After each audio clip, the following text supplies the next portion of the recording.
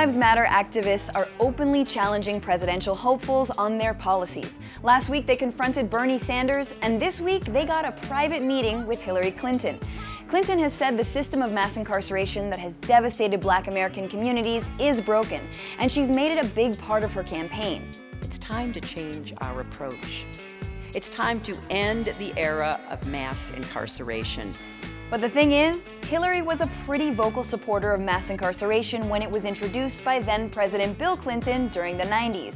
In 1994, he signed the Violent Crime Control and Law Enforcement Act. It gave us tougher sentences, more prisons, more cops in the streets, and the federal 3 strikes provision. That meant that if you were charged with a violent crime 3 times, you were off to prison for life, even if those crimes were relatively minor.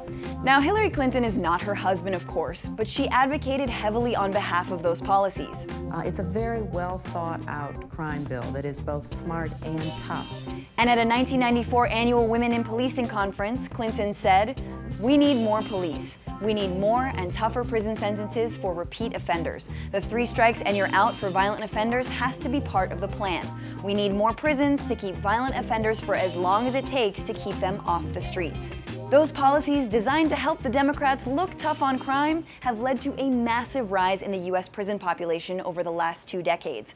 Almost 7 million Americans are locked up on probation or on parole, and minorities are disproportionately targeted. They make up 60% of the prison population, with 1 in 3 Black men likely to be in prison at some point in their lives. So that was then.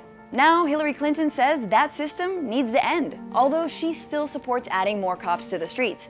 Maybe not what the activists want to hear. As your senator from New York, I supported a greater emphasis on community policing, along with putting more officers on the street to get to know those communities. In the 1990s, there was a lot of pressure on politicians to appear tough on crime.